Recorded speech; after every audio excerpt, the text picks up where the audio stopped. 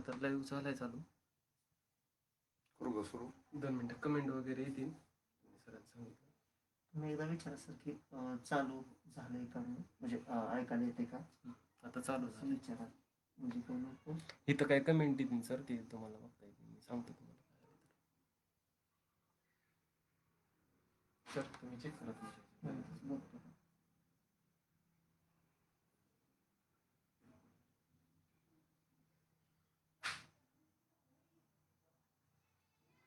वरती येते सर. झालं चालू. बघा की.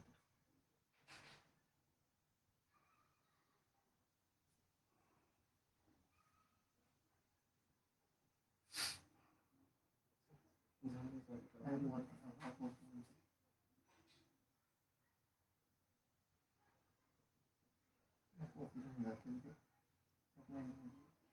सर आता लाईव्ह चालू झालाय. तर तुम्ही विचारा इथं काय कमेंट येतील. स्वागत, नमस्कार सर, समाधान इंगळे, स्वागत आहे. दुसरं परत स्वागत आहे. राजू डिसले, पुढे अभय टाकसाळ, लाल सलाम कॉम्रेड. ही 4 कमेंट आली. सुरू करू का म्हणून विचारा कमेंट. समाधान सुरू करू का? थांबा, मी एक लाईट चालू करतो, मग तुम्ही सांगा बरं का मला. नका त्यांचा फोन.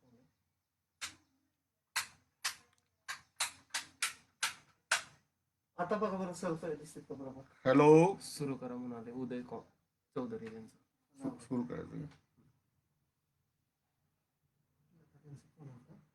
अंधारात दिसत होते.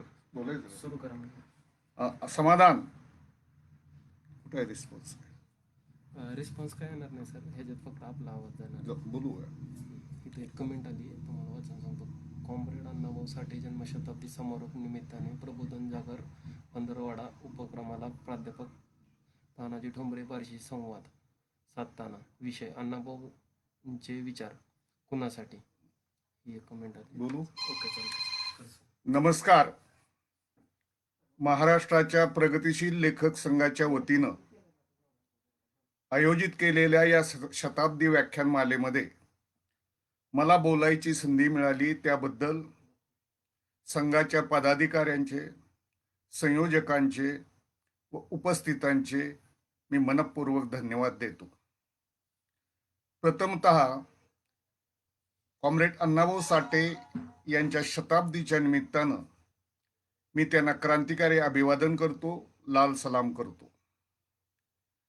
मित्र हो, मी काही आजच्या व्याख्यानाचा नियोजित वक्ता नाही, परंतु काही कारणामुळे ही सोय करण्यात आलेली आहे, तेव्हा मला अपेक्षा आहे की आपण मला समजावून घ्याल. मी आपल्यापुढं आपल्या विषयाच्या अनुषंगानं बोलणारच आहे. त्या अगोदर या शताब्दी महोत्सवात महाराष्ट्रात विविध परिवर्तनवादी संघटनांनी, संस्थांनी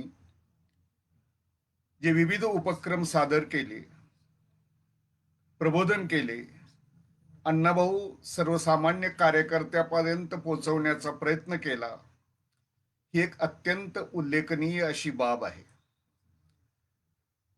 प्रगतिशील लेखक संघाच्या वतीनं आयोजित या व्याख्यानमालेत अनेक मान्यवर विचारवंतांनी, अभ्यासकांनी आपली मतं मांडली, अभ्यासपूर्ण मतं मांडली.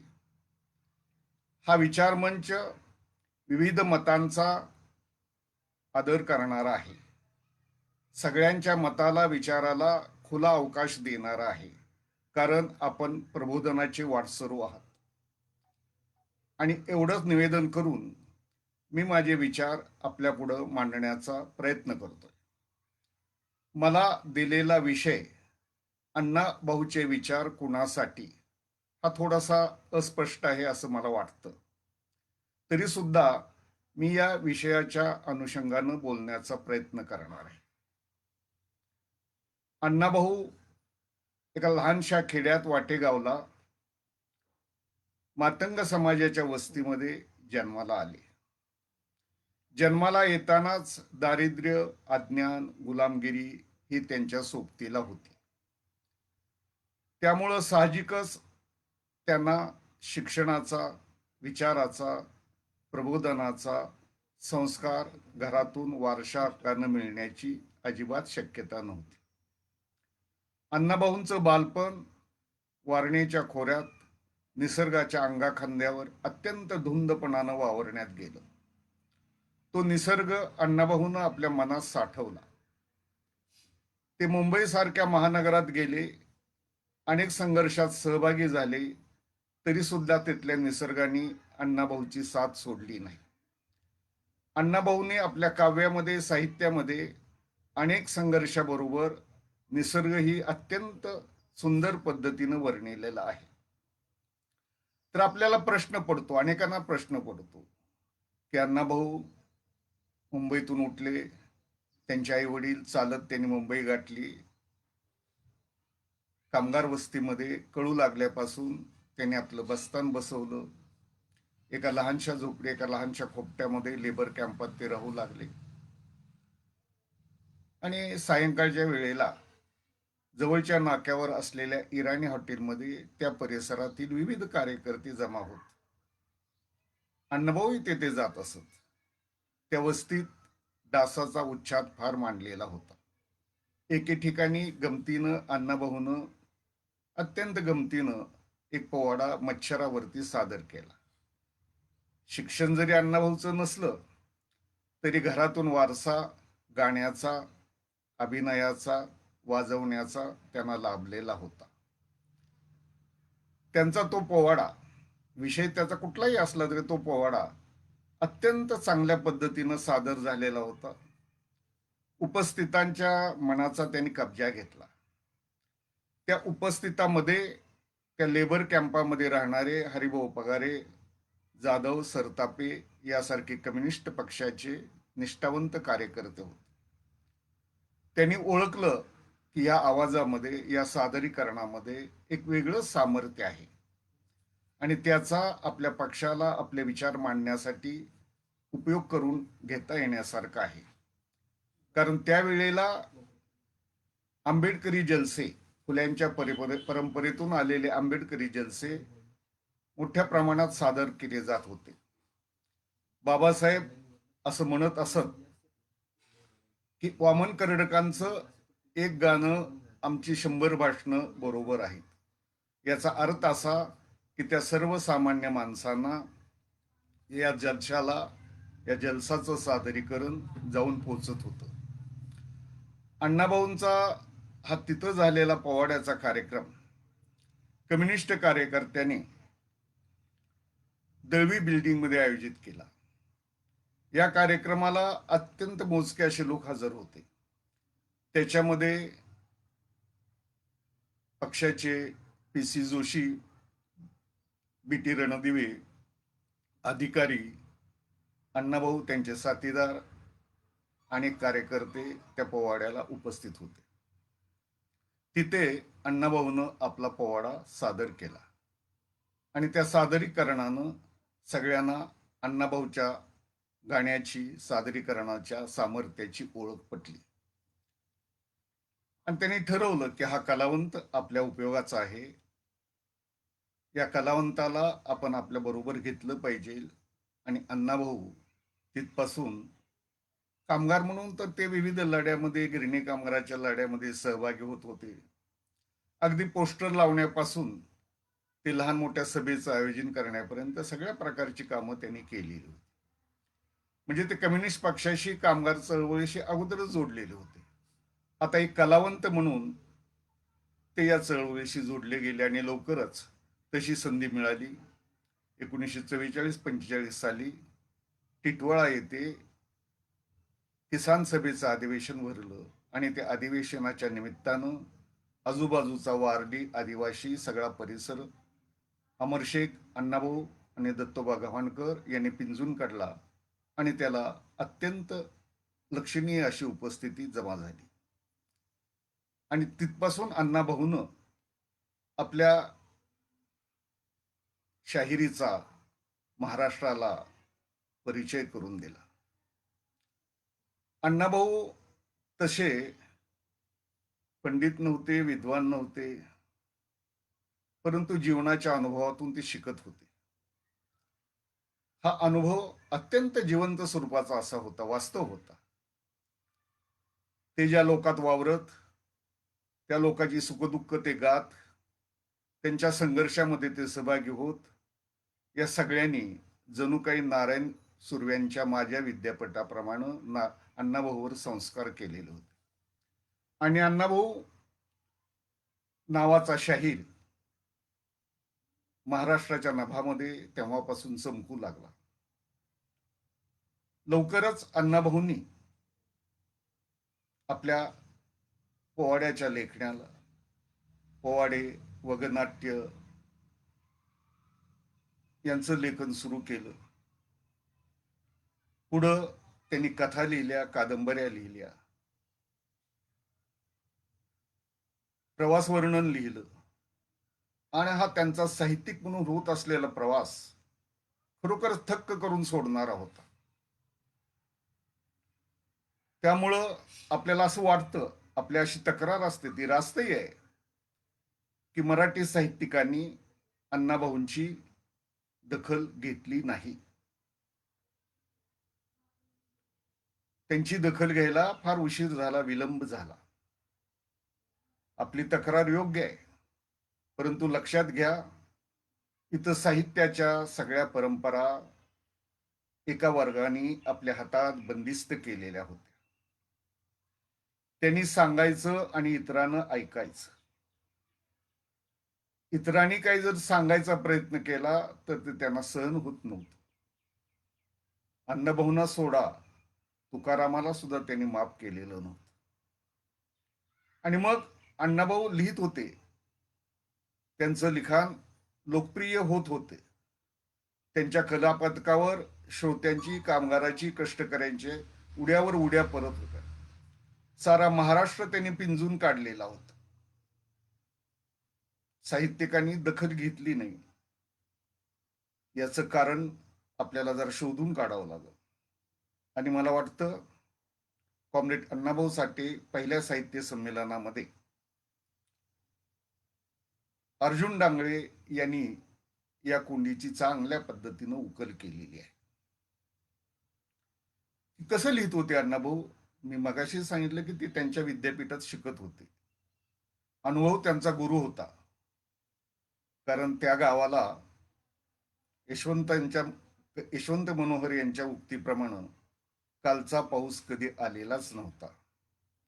तरी सदर पीक निघत होतं ते डोळ्यातल्या आसवावर, अनुभवावर, कष्टावर, संघर्षावर, दुःखावर, दारिद्र्यावर, आणि या पचवलेल्या सगळ्या गोष्टीचं एक अजब असं रसायन त्यांच्या प्रतिभेच्या मुळाशी साठलेलं होतं.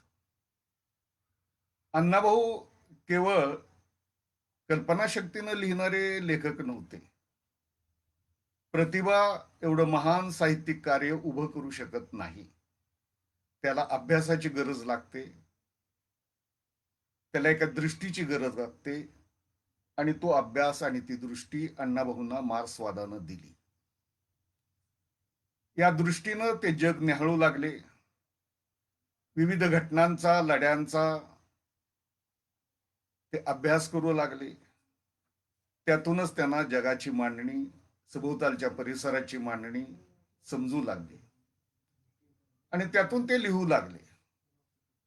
हा जो काही मार्क्सवादी दृष्टिकोनाच्या संदर्भामध्ये अनेक तथाकथित विद्वानांच्या मध्ये गैरसमज आहे. केवळ हा दृष्टिकोन वर्ग लढ्याला ताकद पुरवणार आहे, धनिकांचा द्वेष मत्सर करणार आहे, असं अनेकांना वाटतं. खरं म्हणजे ही गोष्ट चुकीची आहे. मार्क्सवाद हा जीवनाच्या सगळ्या अंगाला व्यापून राहणारा एक प्रचंड शक्तीचा स्रोत आहे. स्वतः मार्क्स सुद्धा साहित्याचा अत्यंत चांगला अभ्यासक होता. ही जगभरची चळवळ अनेक साहित्यिकांनी, अनेक विचारवंतांनी, अनेक कलावंतांनी गाजवलेली होती. पण इथल्या मराठी समीक्षकांच्या डोळ्यावर झापडं होती, त्यांनी ती काही उघडली नाही. आणि म्हणून अर्जुन डांगळे म्हणतायत की त्यांच्या समीक्षेच्या मापदंडामध्ये या साहित्याची उकल करता येणं त्यांना शक्यच झालेलं नाही. कारण ते मापदंड पिढ्याने पिढ्या आलेले होते. त्याच्यामध्ये हे नव्या काळाला दिलं जाणारं आव्हान, कष्टकऱ्यांना, दलितांना, श्रमिकांना, शेतकऱ्यांना आपापलंच वाटणारी ही कला आणि हे साहित्य त्यांच्या मापदंडात बसत नव्हतं. अण्णाभाऊ लिहित होते, कारण एका दलित कवीनं म्हटलेलं आहे की हे महाज्ञानी पंडितांनो, आमच्या गल्लीतून जाताना तुमच्या ज्ञानाच्या मशाली विझवून जा. आता आम्हाला आमचा सूर्य दिसलेला आहे. म्हणजे ज्ञानाचा झरा, बाबासाहेब, प्रबोधन हे आता आम्हाला दिसलेलं आहे. मार्क्सवाद आता आम्हाला दिसलेलं आहे, ते कळालेलं आहे. आणि मग अण्णाभाऊ लिहू लागले. अमाप लोकप्रियता त्यांना लाभली.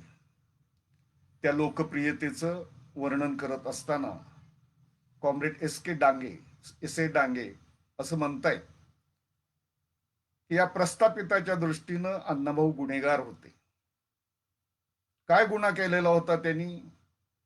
त्यांचा पहिला गुन्हा होता की ज्यांना ज्ञानाची, शिक्षणाची, अक्षराची बंदी घातली गेलेली आहे अशा दलित समाजात त्यांचा जन्म झालेला होता.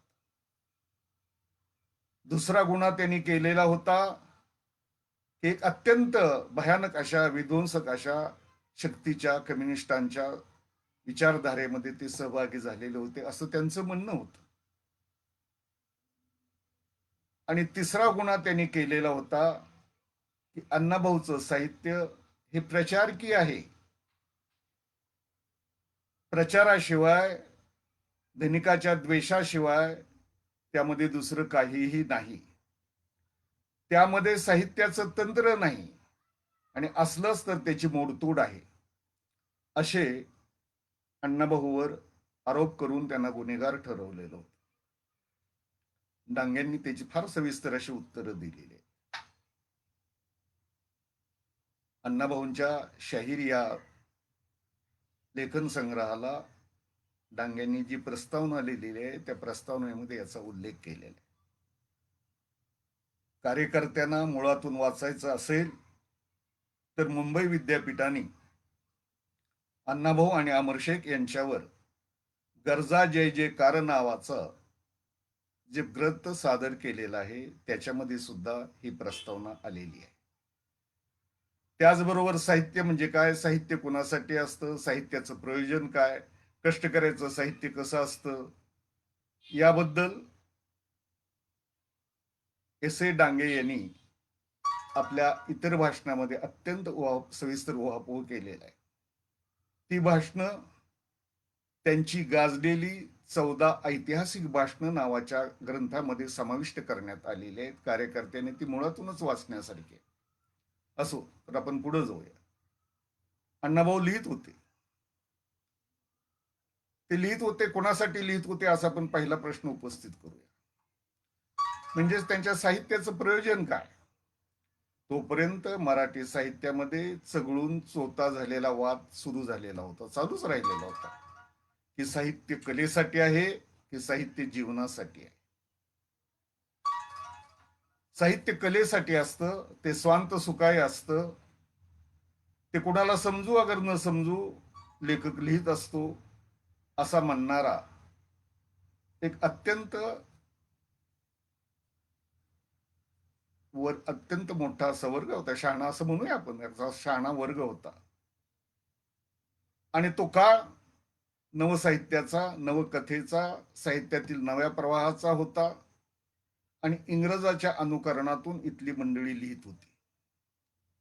त्यावेळची कथा एका नव्या दिशेनं चाललेली होती. मनोवैज्ञानिक भूमिकेतून ती माणसाची चिरफाड करत होती आणि त्या प्रवाहाचे अर्धयू होते त्या काळातील अनेक मान्यवर असे लेखक, गंगाधर गाडगीळ आणि त्यांच्या बरोबरला इतर लेखकही होते. दुसराही एक प्रवाह होता, कष्टकऱ्याच्या, दलिताच्या जीवनाची ओळख करून देणारा. त्यांची कथा शंकरराव खराताच्या रूपानं बाहेर येत होती. आणि अण्णाभाऊ आणखीन एक प्रवाह घेऊन आले, प्रबोधनाचा. खरं म्हणजे हे प्रबोधन अण्णाभाऊ पासूनच सुरू झालेलं नव्हतं. कष्टकऱ्यांना, शेतकऱ्यांना, दलितांना छळणाऱ्या या व्यवस्थेच्या विरुद्ध चक्रधरापासून, तुकारामापासून महात्मा फुले, बाबासाहेब आंबेडकर, महर्षी विठ्ठलरामजी शिंदे, शाहू महाराज यांच्यापर्यंत ती परंपरा चालत आलेली होती. आणि अण्णाभाऊ सुद्धा त्याच परंपरेचे पाईक होते. साहजिकच अण्णाभाऊ सांगतायत की माझ्या साहित्याचं प्रयोजन काय. लक्षात घ्या, अण्णाभाऊ एक ख्यातनाम साहित्यिक झाले. त्यांच्या कादंबऱ्यावर 7 चित्रपट निघाले. त्यांचे पोवाडे देशाची सीमा ओलांडून देशाच्या बाहेर गेले, देशाच्या विविध भाषेमध्ये गेले. पण अण्णाभाऊ आपल्या माणसाला विसरले नाहीत. आपली मुळं ज्या जमिनीत कायम आहेत त्या कष्टकऱ्याच्या, कामगाराच्या वस्तीला ते शेवटपर्यंत विसरलेले नाही. खरं तर प्रबोधन करणाऱ्याला ही गोष्ट अत्यंत आवश्यक असते. अंतरावर उभं राहून प्रबोधन करता येत नाही. त्यांच्याशी आपल्याला एकरूप व्हावं लागतं, त्यांचं सुखदुःख पाहावं लागतं, त्यांच्या जीवनाच्या अनुभवामध्ये आपल्याला सहभागी व्हावं लागतं. अण्णाभाऊ शेवटपर्यंत आपल्या माणसात राहील. ते सांगतायत की मी माझ्या माणसात वावरतो, माझी माणसं मला शिकवतात, त्यांचं सुखदुःख मी माझ्या साहित्यामध्ये व्यक्त करतो, त्यांच्या वेदनेला मी आकार देतो. त्यांची भाषा ही माझी भाषा आहे. अण्णाभाऊची भाषा प्रबोधन करायचं म्हटल्यानंतर रोखठोक असावी लागते, हे लक्षात घ्या. प्रबोधनकर्त्याची भाषा बोटचिपी असून चालत नाही, पण ती अक्रस्ताळी सुद्धा असता कामा नये. ते विनाकारण फड गाजवणारी नको, पण ती स्पष्ट असावी. आपल्याला जे काही सांगायचं ते अत्यंत स्पष्ट भाषेमध्ये सांगता यावं. अशा स्पष्ट भाषेची परंपरा तुकारामापासून, महात्मा फुल्यापासून आलेली होती.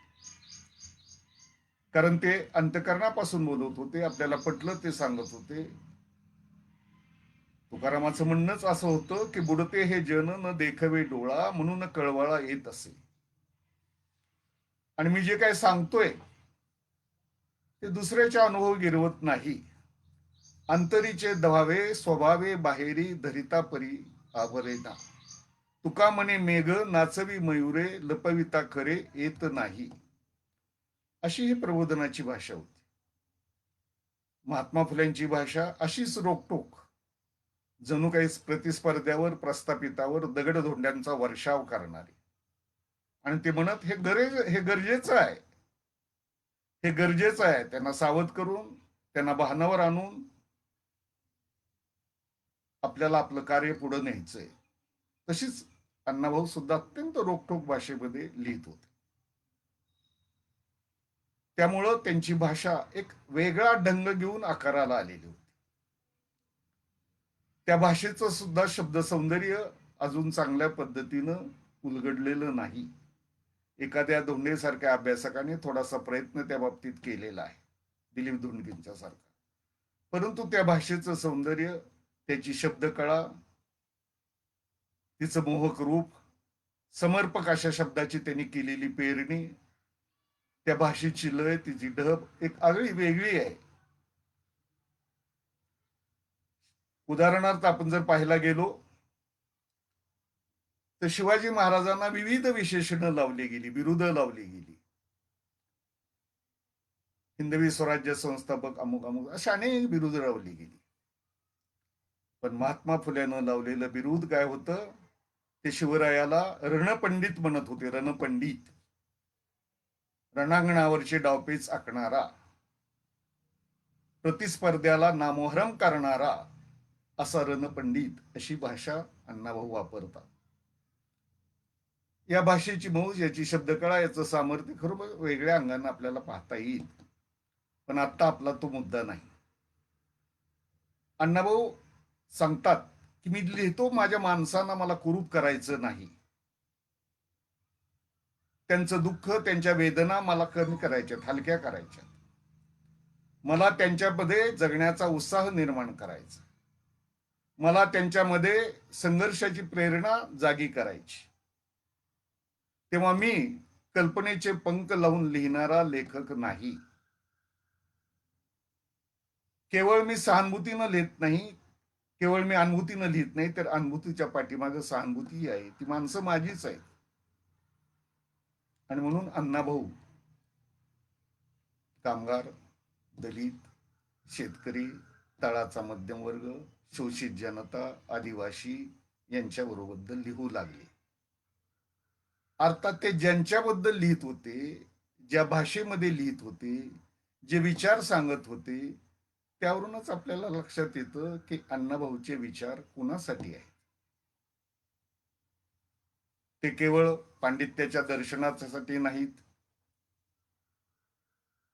अगदी मार्क्सनं सांगितल्याप्रमाणे जगाचा अर्थ अनेकांनी अनेक पद्धतीनं सांगितलेला आहे.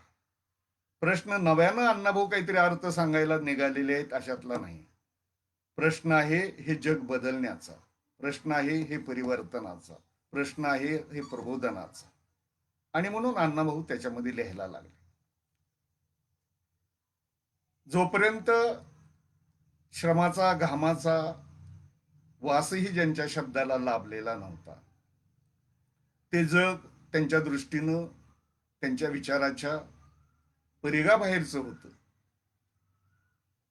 अशा जगाचा, त्या जगातल्या वेदनेचा प्रस्थापित साहित्याला स्पर्श होणं शक्य नव्हतं, तर त्यांच्या साहित्याचा विषयही होणं शक्य नव्हतं. त्यांच्या साहित्यामध्ये निर्झरासारखी कविता आहे. कविता चांगली आहे, याच्याबद्दल वाद नाही. ते त्या रूपकाचा अर्थ पानं ना पानं भरून सांगतात की पाय सोडून तळात बसला असला हा औदुंबर. की हा औदुंबर कोण आहे याची चर्चा, याची समीक्षा, याची पानाच्या पानं साहित्यामध्ये भरलेली आहे. परंतु ज्यांना हे जीवनच माहीत नाही कष्ट करायचं, त्यांचं जीवन त्यांच्या साहित्याचा विषय होऊ शकत नाही. म्हणूनच एका कवीनं असं म्हटलंय की हे महाकवी, तुला महाकवी तरी म्हणू कसा, माझी व्यथा वेदना व्यक्त करणारा जरी तू एक शब्द जरी लिहिला असतास तर तुझं नाव मी काळजावर कोरून ठेवलं असतं. असं घडलेलं नव्हतं. आणि म्हणून अण्णाभाऊ कामगाराचं एवढं कौतुक का करतायत ह्या लोकांना आश्चर्य वाटलं. शेतकऱ्याचं एवढं कौतुक का करतायत ह्या लोकांना आश्चर्य वाटलं. कारण परिवर्तनामध्ये खरी ताकद ही कामगारामध्ये आहे. जगभरच्या चळवळीत कामगार हा क्रांतीचा अग्रदूत ठरलेला आहे. आणि त्या कामगारानं आपलं क्रांतिकारत्व स्वातंत्र्य संघर्षात, स्वातंत्र्य युद्धामध्ये अनेक वेळा सिद्ध केलेलं होतं. त्यांनी नाविकाच्या बंडाच्या वेळेला सुद्धा संपाचा गहन आदळलेला होता. म्हणजे तो कामगार केवळ पोटार्थी नव्हता, केवळ वेतनवाढीसाठी लढत नव्हता, तर सर्व धंद्यातला कामगार, मुंबई शहरातला लाखोचा कामगार स्वातंत्र्याच्या चळवळी, साम्राज्याच्या विरोधामध्ये लढ्याच्या मैदानामध्ये सदैव राहिलेला होता. आणि तरी सुद्धा ही ताकद ओळखता आलेली नव्हती. पण अण्णाभाऊनं ती ओळखली आणि ते कामगाराचं सामर्थ्य सांगू लागले. पहा कशी त्यांनी उदाहरणं दिलेली, त्यांची भाषा आहे, किती उत्कट प्रेम आहे त्यांचं कामगाराच्या शक्तीवर. आजपर्यंत गणाचा प्रारंभ एखाद्या देवतेला वंदन करून केला जात होता, असा रिवाज होता.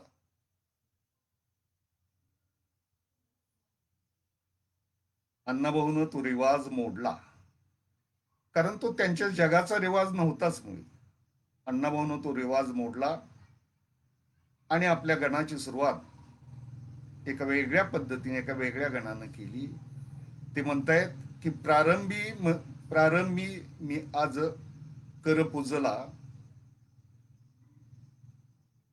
जो व्यापून सर्वांगाला हलवी या भूगोलाला,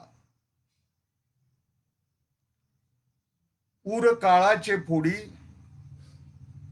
ऊर ब्रह्मांडाचे फोळी, काळाचे हाडीमोडी, आकाशाखाली उडी, मी आज त्यास पूजला.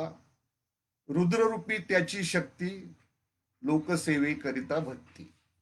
म्हणजे असा हा कामगार, सर्वशक्तिमान शक्तीचा स्रोत, त्याचा हात, त्या कष्टाचा हात मी आज पुजलेला आहे. तो आज माझा विषय झालेला आहे. तो माझ्या चिंतनाचा, माझ्या जगण्याचा, माझ्या संघर्षाचा, माझ्या लढ्याचा शेवटपर्यंतचा सखा आहे. आणि मी त्यांच्याबरोबर राहणार, मी त्यांच्यावर लिहिणार. आणि मग अण्णाभाऊंनी कामगारांच्यावर एकापेक्षा एक बहादूर अशी गीतं सादर केली. त्यांच्या या गीताला, त्यांच्या या कलापथकाला कष्टकऱ्यांनी, शेतकऱ्यांनी, कामगारांनी प्रचंड साथ दिली.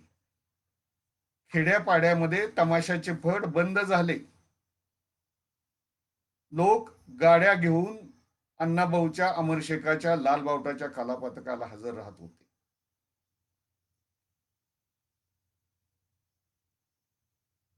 लोकांना हे कलापथक इतकं रुजलेलं होतं की तत्कालीन काँग्रेस सरकारनं याची धडकी भरलेली होती. त्यांनी शासकीय पैशातून आपला खजिना रिता करून प्रस्थापित शाहीर मंडळीला अण्णाभाऊंच्या समोर उभं करण्याचा प्रयत्न केला. पण ते टिकणं शक्य नव्हतं. तेव्हा तो प्रयत्न फसल्यानंतर व्यवस्थेनं अगदी अण्णाभाऊंचं, अमरशेखाचं, लालबावटा, दत्तोबाचं लालबावटा कलापथक ज्या ठिकाणी सादर केलं जात होतं त्याच्यात समोर तमाशाचे फड उभे केले. पण लोकांना आता चांगल्या आणि वाईटातला फरक कळू लागलेला होता. पाहता पाहता हे फड ओस पडले आणि कलापथकाला अमाप अशी गर्दी जमा झाली. आणि मग अण्णाभाऊ कामगाराची शक्ती आपल्या गीतामधून गाऊ लागले, आळवू लागले. त्यांचं एक गीत आपल्याला माहित आहे की एकजुटीचा नेता झाला कामगार तयार, बदलायला दुनिया सारी दुमदुमली ललकार. सदा लढे मरणासी ज्याला नुचित हवे शांती, रक्त आटवून जगास नटवून जगण्याची भ्रांती. उठला खवळून झुंज झुंजण्याला, वादळ उठवून बांध फोडण्याला. निश्चय झाला पुढे चालला, मागे नच येणार दुमदुमली ललकार. शेतकरी आणि दलित बांधवांना घेऊन या पाठी, लोकशाही क्रांतीच्या आपल्या एक ब्रिदासाठी. कोटी कोटी कोटी कोटी ध्वजाने, कोटी कोटी कराने ध्वजा लाल धरली, मेघासम आता फळी उभा केली. असा हा कामगारांना, शेतकऱ्यांना, दलितांना शक्ती देणारा, चेतविणारा, जागा करणारा शाहीर होता. हा कामगार संयुक्त महाराष्ट्राच्या मैदानामध्ये उतरलेला होता. त्या अगोदरही स्वातंत्र्याच्या आंदोलनातला, प्रस्थापित व्यवस्थेला, ब्रिटिश साम्राज्यवादाला शेवटचा जबरदस्त धक्का ज्यांनी कुणी दिला असेल तर त्या नाविकाच्या बंडानं दिलेला होता. तर मित्रांनो, लक्षात घ्या की आपले इतिहास लेखक सुद्धा पक्षपाती होते. त्यांनी या बंडाची, त्यांनी या उठावाची नीट नोंद घेतलेली नाही, दखल घेतलेली नाही. इतकंच नाही तर भगतसिंग, सुखदेव, राजगुरू सारख्या या तरुण पिढीनं जो रक्ताचा पाठ वाहिला त्याच्यामध्ये एखादं दुसरं वाक्य लिहून त्यांचा इतिहास पुढे सरकतो. तो इतिहास सांगतो. गांधीजीचं ते गाणं तो म्हणतो.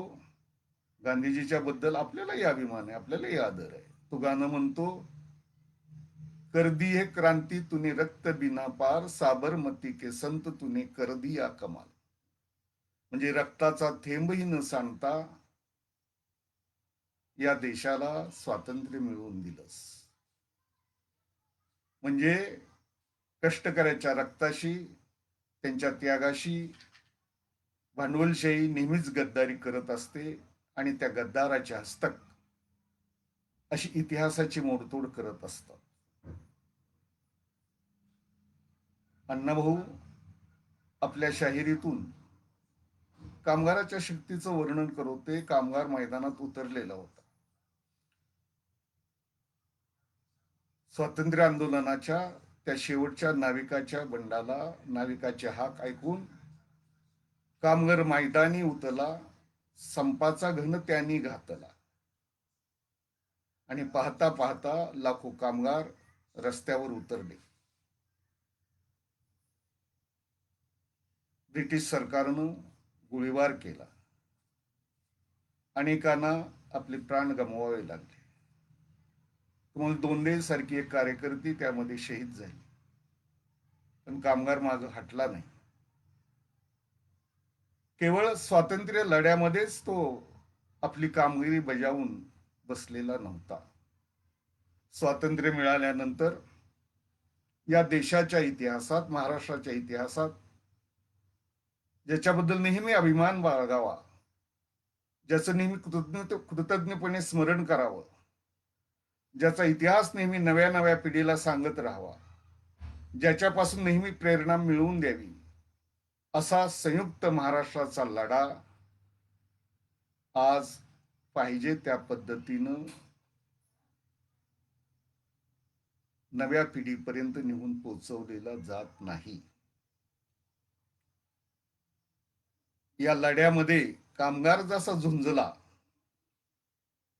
त्याचं वर्णन अण्णाभाऊ एका गीतामध्ये करतात. मी प्रयत्न करत होते सांगण्याचा.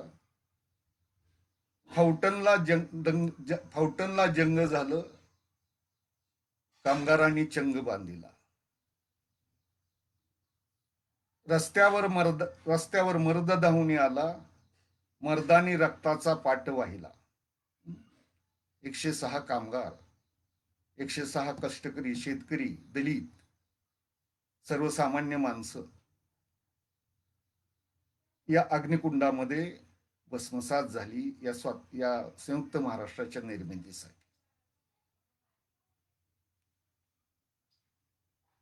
कृतज्ञतेनं सगळ्या सीमा ओलांडल्या, कृतज्ञपणाची मर्यादा गाठली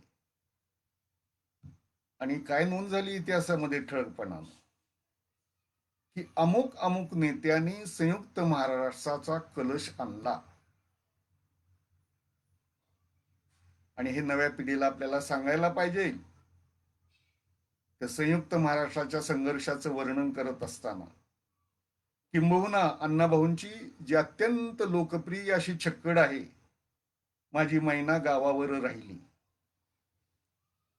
तिच्यामध्ये तिच्या संदर्भात सुद्धा विद्वानाने असाच गोंधळ केलेला आहे. त्यांचं म्हणणं असं आहे की हे प्रेमभंग झालेल्या प्रेमी युगलाचं गीत आहे, विरहाचं गीत आहे. कारण त्यांना रागू महिन्याच्या भाषेशिवाय दुसरी भाषा कळलेली नव्हती.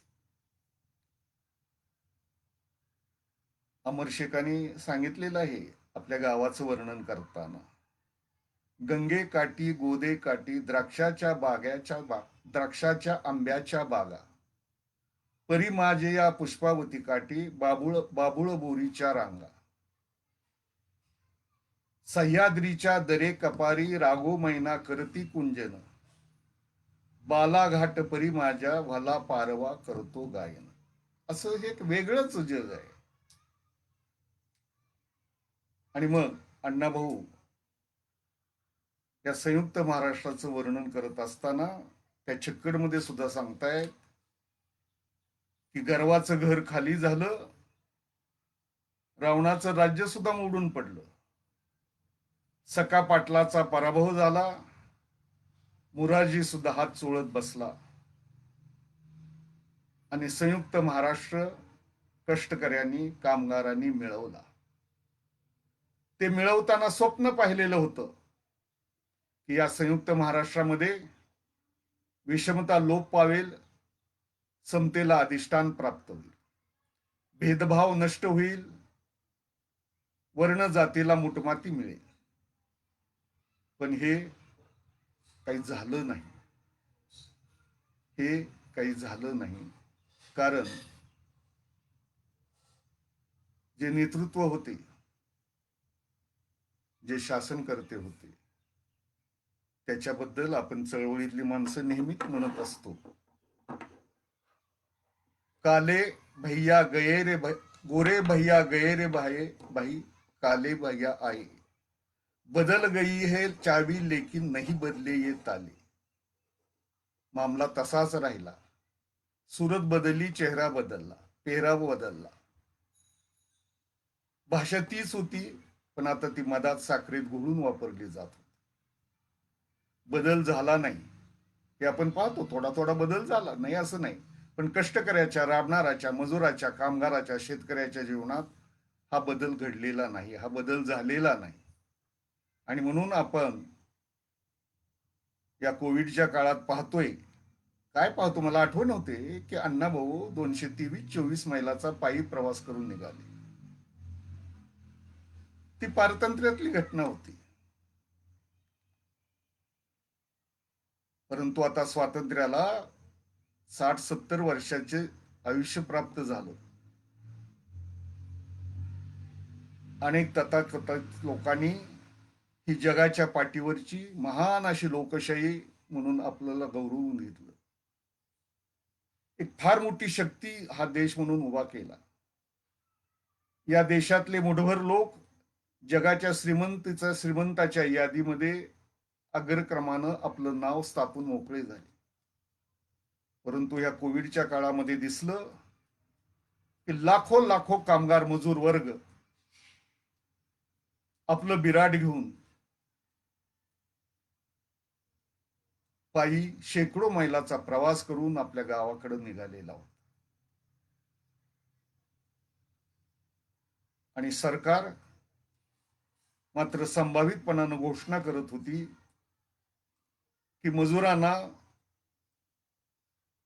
वाटेमध्ये सगळ्या प्रकारच्या सोयी दिल्या जातील. यात ह्या मजूर वर्गाचे, कष्टकऱ्याचे जे हाल झाले ते अवर्णनीय अशा स्वरूपाचे होते. मुद्दा हा आहे की व्यवस्था बदललेली नाही. शेतकरी आत्महत्या करून मरतोय. दलितावरचा अन्याय, अत्याचार वाढतोय. जातीयता काही शहरेमध्ये, महानगरामध्ये व्यवहारातून कमी झालेली असली तरी मनामध्ये घर करून कायमची बसलेली आहे. आणि म्हणून अण्णाभाऊ, त्यांचे विचार हे आज सुद्धा कालबाह्य झालेले नाहीत. कारण ते मार्क्सवादी तत्वज्ञानाच्या शास्त्रशुद्ध पायावर उभे राहिलेले. ते शास्त्र म्हणजे पोथी नाही. तिचा नव्या काळात, नव्या प्रश्नाबरोबर, नव्या संघर्षाबरोबर सतत विकास होत पुढे जाणार आहे. आणि म्हणून आपल्याला असं दिसतंय की आज सुद्धा आपल्यातला एखादा नेता जेव्हा आपल्या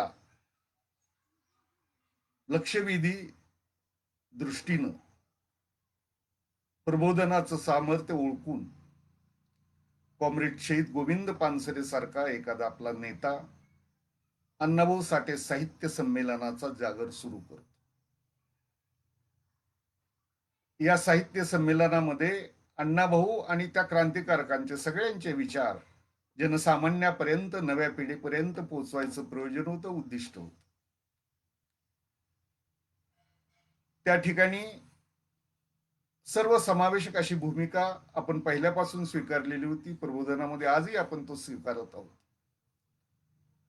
विविध पूर्वगामी गट, अभ्यासक, विचारवंत पाहता पाहता या विचार मंचावर गोळा झाले. विचाराचा जागर सुरू झाला, विचाराचं मंथन सुरू झालं. आणि मार्क्सवादामध्ये सांगितले त्याप्रमाणे शब्द सुद्धा शक्ती बनून उभे राहतात. अशी शक्ती या रूपानं उभी राहत आहे. आता विविध प्रवाहातले लोक याच्यात सहभागी होत आहेत. काही जणांना ते आवडतही नाही.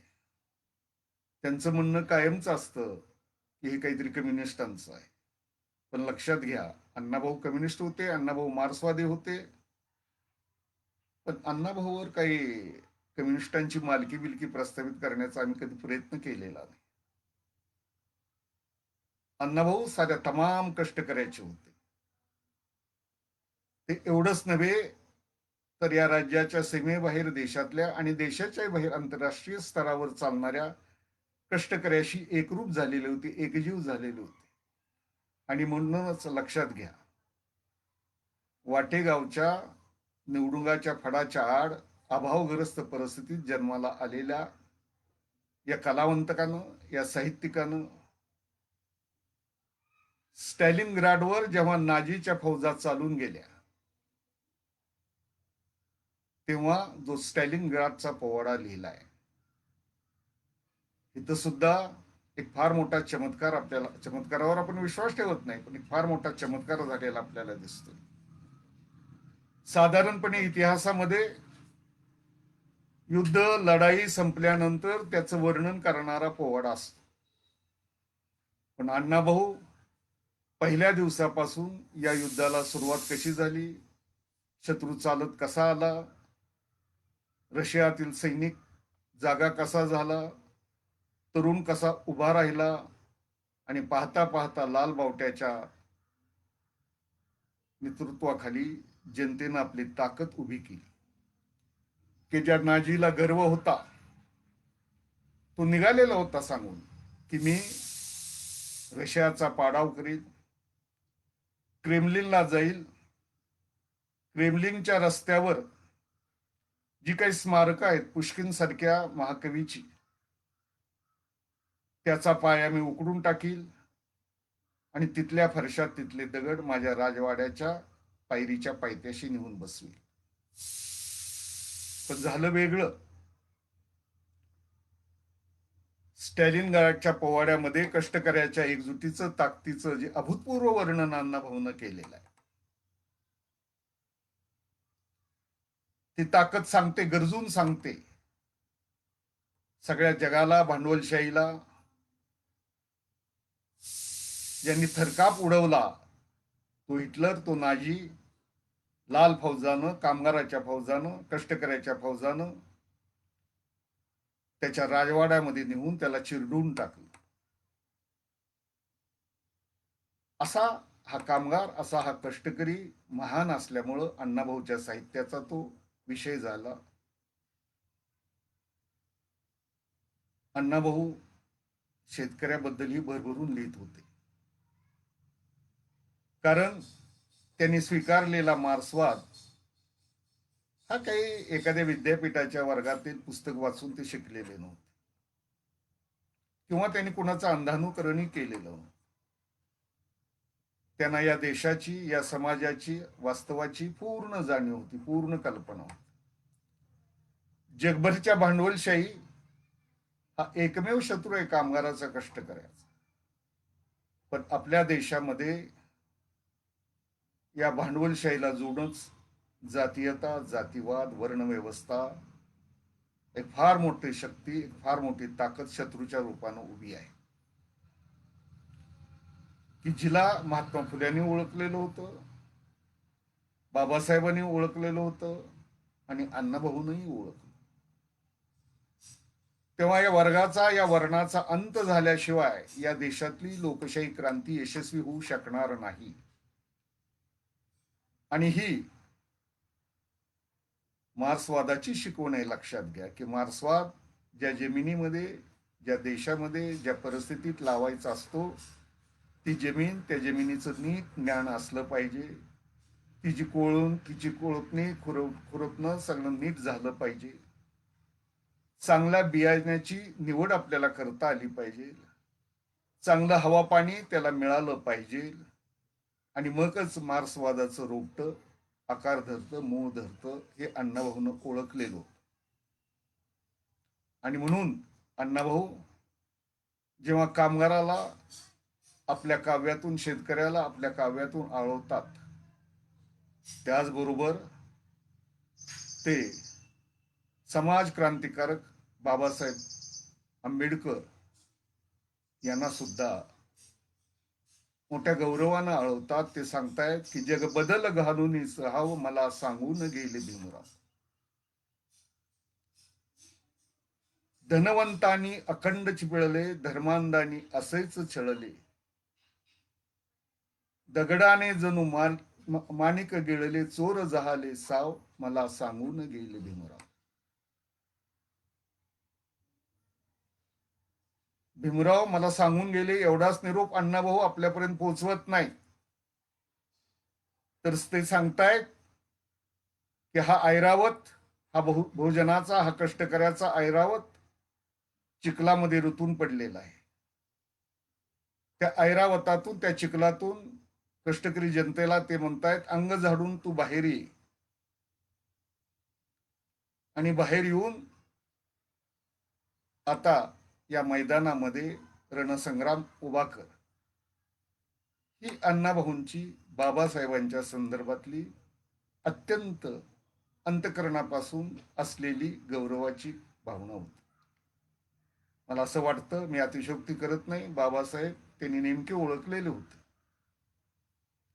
म्हणूनच आपली कादंबरी, फकीरासारखी झुंजार कादंबरी त्यांनी बाबासाहेबांना अर्पण केलेली होती, लक्षात घ्या. आता याचा अर्थ प्रस्थापितांना कळला नाही तर आपण समजू शकतो, पण आपल्यातूनच, आपल्यातल्याच काही जणाला, आपल्या काही सहकार्यांना, आपल्या काही मित्रांना, वाटचालीतल्या आपल्या काही वाटसरूंना जेव्हा तो समजत नाही आणि ते म्हणताय इथल्या कम्युनिस्टांना जात वास्तव कळलं नाही, अण्णाभाऊंना ते कळलं आणि म्हणून अण्णाभाऊ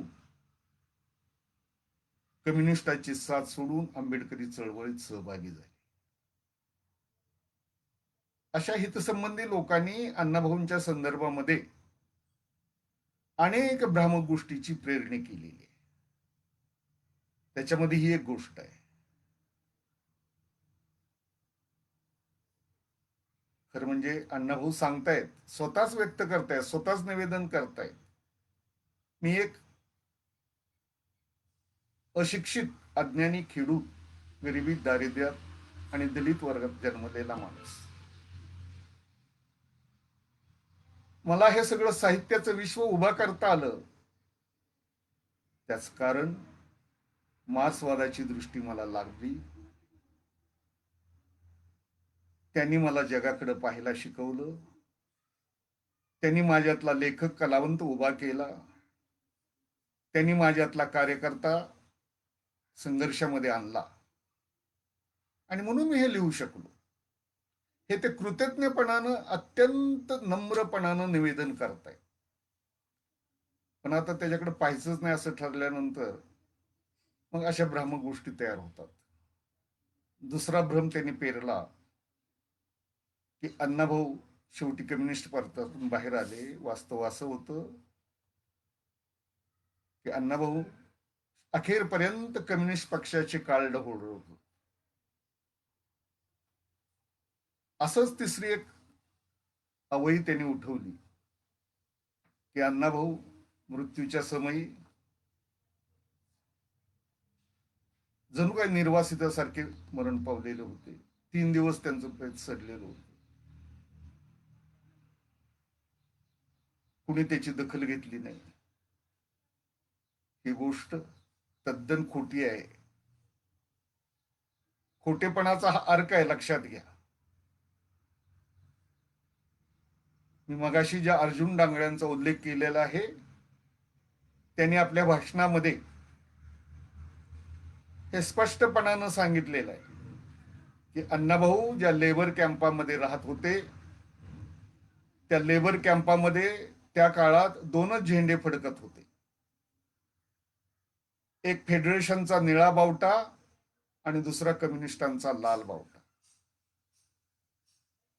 अगदी महार समाजाचे सुद्धा काही कार्यकर्ते,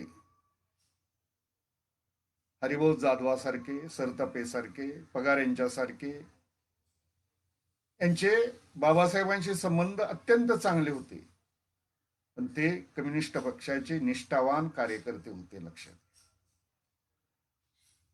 ही गोष्टच त्यांना समजली नाही आणि म्हणून अर्जुन डांगळे म्हणतायत की ज्यावेळी अण्णाभाऊ गेले, ही वार्ता आम्हाला समजली, तेव्हा आम्ही वावी भटाच्या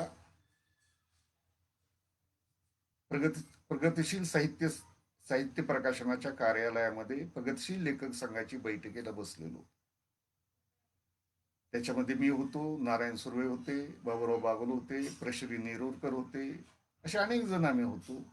आणि आम्हाला ती वार्ता कळाल्याबरोबर आम्ही अण्णाभाऊच्या घराकडे धाव घेतली. अण्णाभाऊ शेवटपर्यंत खोपटात राहिले वगैरे वगैरे भ्रम पैदा केले. अण्णाभाऊंना महाराष्ट्र शासनाकडून राहायला चांगल्यापैकी फ्लॅट मिळालेला होता. अण्णाभाऊची पाठराखण, अण्णाभाऊच्या साहित्याला योग्य वातावरण निर्माण करून देण्याचं काम अण्णाभाऊच्या द्वितीय पत्नी जयवंताबाईनं अत्यंत जिद्दीनं, समर्पणानं, निष्ठेनं केलेलं लक्षात. आणि हा सगळा इतिहास आजच्या एका तरुण मार्क्सवादी कार्यकर्त्यानं, कम्युनिस्ट कार्यकर्त्यानं, सुबोध मोरे यांनी अत्यंत चांगल्या पद्धतीनं लहानशा पुस्तिकेत आपल्या पुढे मांडलेलं आहे. सुबोध मोरेंना मिळालेली ही माहिती जशी अर्जुन डांगळ्यांनी सांगितलेली माहिती ही केवळ दुसऱ्याच्याहून ऐकू अशा स्वरूपाची नव्हती.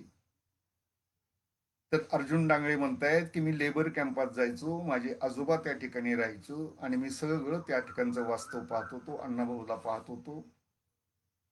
एका पत्र्याच्या खोलीमध्ये पोस्टरच्या गट्ट्यावर अण्णाभाऊ लिहित बसलेले असायचे. त्यांची सगळी लिहिण्याची सोय कम्युनिस्ट पक्षानं करून दिलेली होती. आणि जयवंताबाईनं शेवटपर्यंत अण्णाभाऊची काळजी वाहिलेली होती. जयवंताबाई सुद्धा लक्षात घ्या कम्युनिस्ट पक्षाच्या एक निष्ठावंत कार्यकर्त्या होत्या. तर हा इतिहास आपल्याला असं सांगतोय की शेवटच्या काळात अण्णाभाऊ सिनेमाच्या जगात ओढले गेले. तिथं लबाड चंगीभंगी लोकांच्या सहवासात आले, त्यांना व्यसन जडलं आणि अण्णाभाऊंचे अनमोल ग्रंथ, अनमोल साहित्य त्यांनी कवडी मोलाने विकले आणि त्याच्यावर मौज मजा केली, पैसे उडवले. जसं हे लबाडाचं घोळकं होतं तसंच अण्णाभाऊच्या काही जवळच्या नातलगांनी सुद्धा शेवटी त्यांना ओरबडून काढलं. तर ह्या वैयक्तिक गोष्टी फारशा मला इथं सांगत बसायचं नाहीये.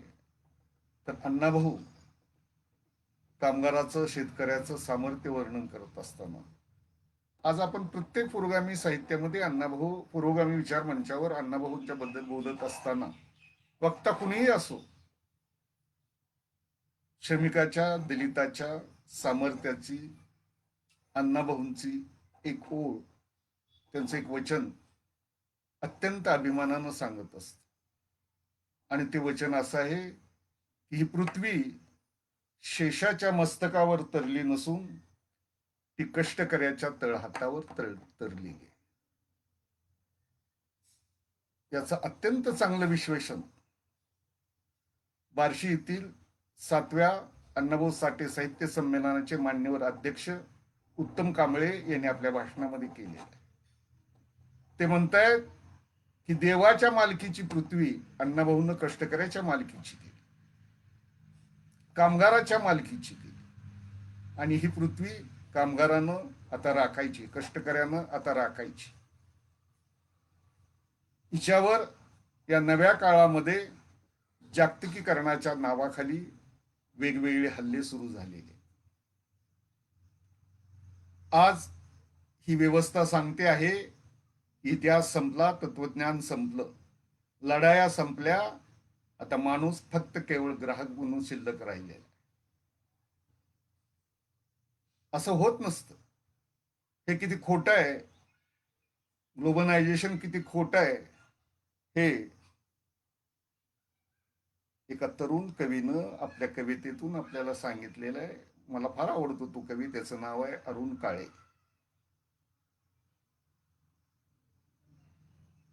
तो आपल्या कवितेमध्ये सांगतो की सारीच नाती आली चोर बाजारात, विद्वान पंडित फिरू लागले गुराख्यासारखे, प्रेमाला कोंडले मंदिरामध्ये आणि द्वेषाला एक्सचेंज ऑफर द्वेषाची. डांबरी रस्त्यासारखा पुन्हा पुन्हा उखडला इथला माणूस. हवा नाही, पाणी नाही राहिलं सगळ्यांचं. रस्ते वाटा राहिल्या नाहीत सगळ्यांच्या. प्रेमाच्या भरून येत नाहीत ट्रक, जहाजं आणि विमानं.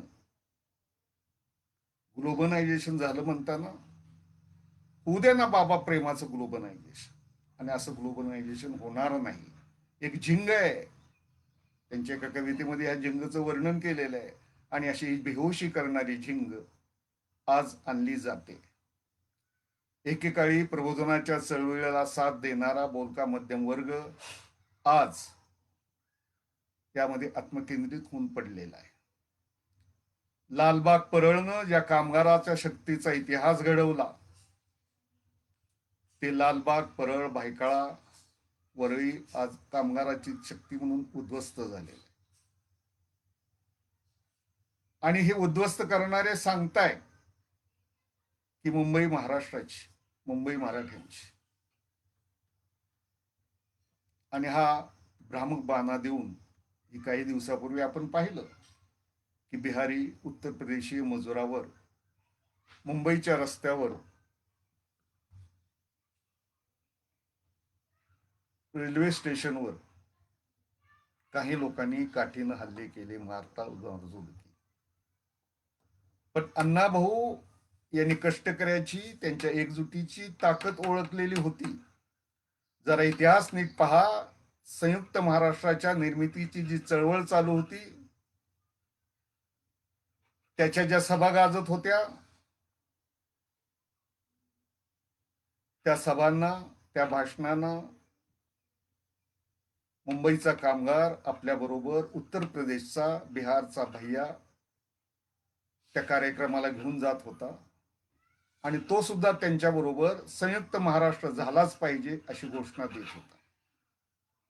ही ताकद होती अण्णाभाऊ सारख्या कलावंताची, शाहिराची. पुढचं त्यांनी ओळखलेलं होतं.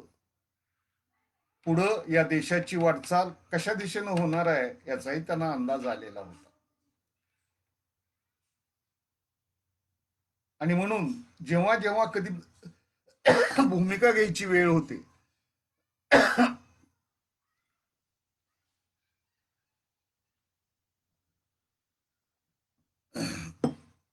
तेव्हा इथले साहित्यिक, इथले विचारवंत आज गप्प बसताना दिसत आहेत. एखादी नयनतारा सहगल पर्दाफाश करायला बाहेर येते, उभी राहते. काही जण आहेत या विचाराच्या, या संघर्षाच्या, या प्रबोधनाच्या यात्रेमध्ये सहभागी झाले. त्यांची नेमकी कोंडी केली जाते, त्यांचं जीवन उद्ध्वस्त केलं जातं. पण ही शक्ती, हा मार्क्सवाद, ही कामगाराची, कष्टकऱ्याची ताकद पुन्हा पुन्हा गरजून सांगते की माणूस मारला तर विचार मरत नसतो. विचाराचा वारसा, विचाराचा जागर असा पुढंच जात असतो. आणि म्हणून अण्णाभाऊ आपल्या सगळ्या साहित्यातून, मी त्यांच्या साहित्याचं या ठिकाणी परिचय करून दिलेला नाहीये, तो अनेकांनी अनेक पद्धतीने आपल्या पुढे मांडलेला आहे. आणि तो आजचा आपला विषयही नाही. आपला नेमका विषय आहे की हा विचार कोणासाठी. त्यांच्या शाहिरीतला, त्यांच्या कथा कादंबऱ्यातला, त्यांच्या प्रवास वर्णनातला आणि त्यांच्या लढ्यातला हा विचार नेमका कुणासाठी, कोण होतं ते ऐकणारे, कुणासाठी ते लिहित होते. ज्याच्यासाठी ते लिहित होते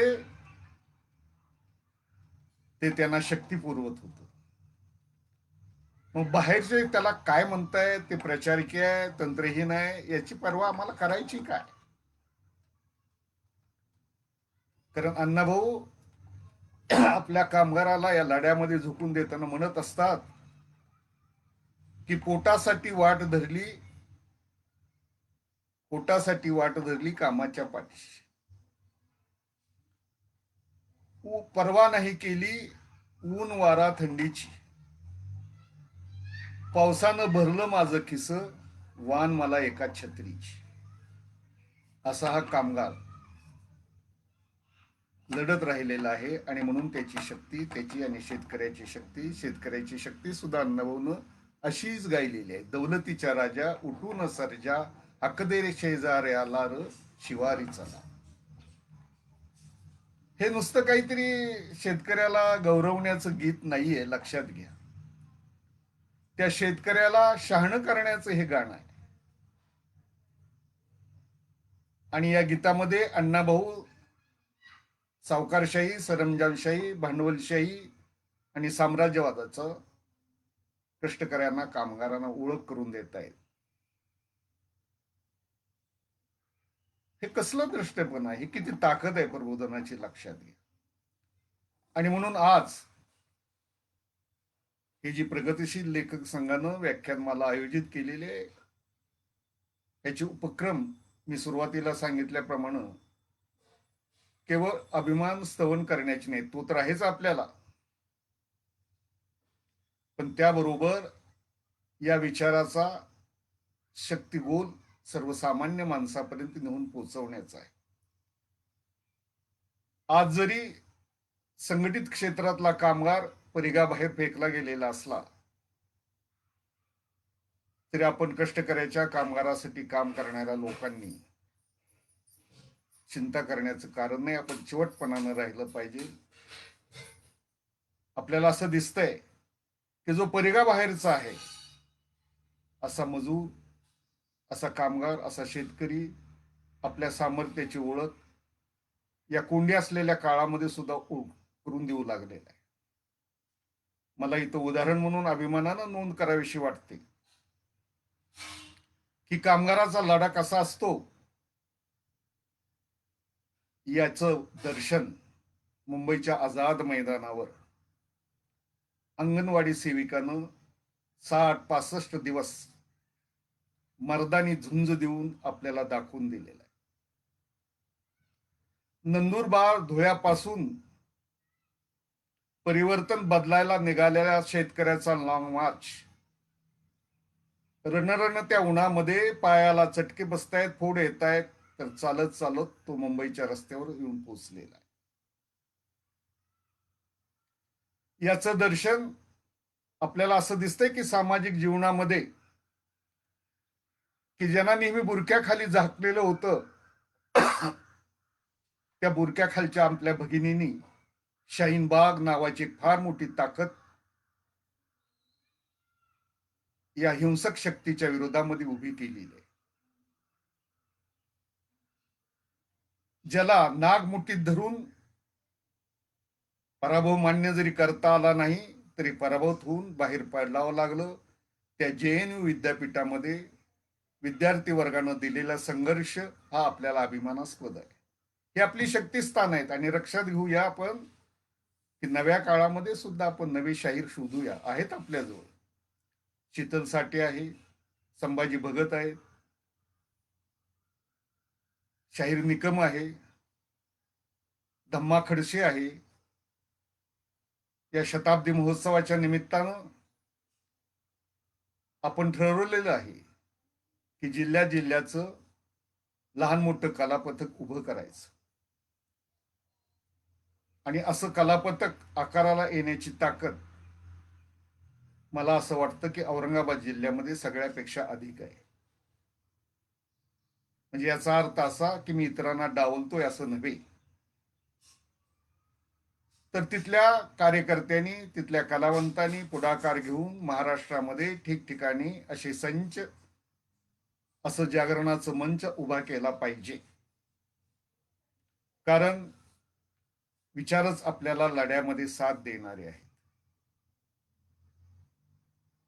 कारण जेव्हा परिस्थिती अडचणीची असते, कुंडी होत असते, तेव्हा काय करावं या प्रश्नाचं उत्तर कॉम्रेड पानसरेंनी एके ठिकाणी दिलेलं आहे की विचाराकडे वळा, विचाराकडे चला, विचारापासून ताकद मिळेल, विचारापासून सामर्थ्य मिळेल, विचार आपलं नैराश्य झाडतील, विचार आपल्याला हतबलता दूर करून टाकतील.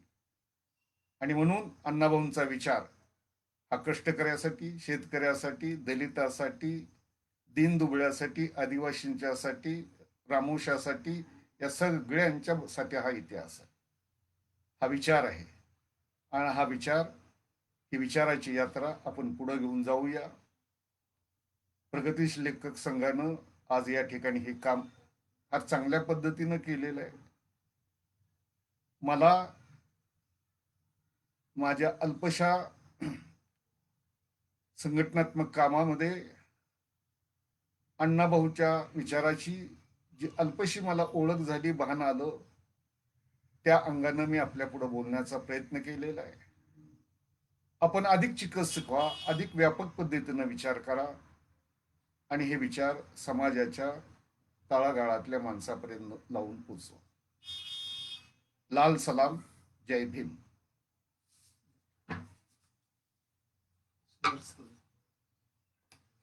एंड करू सर.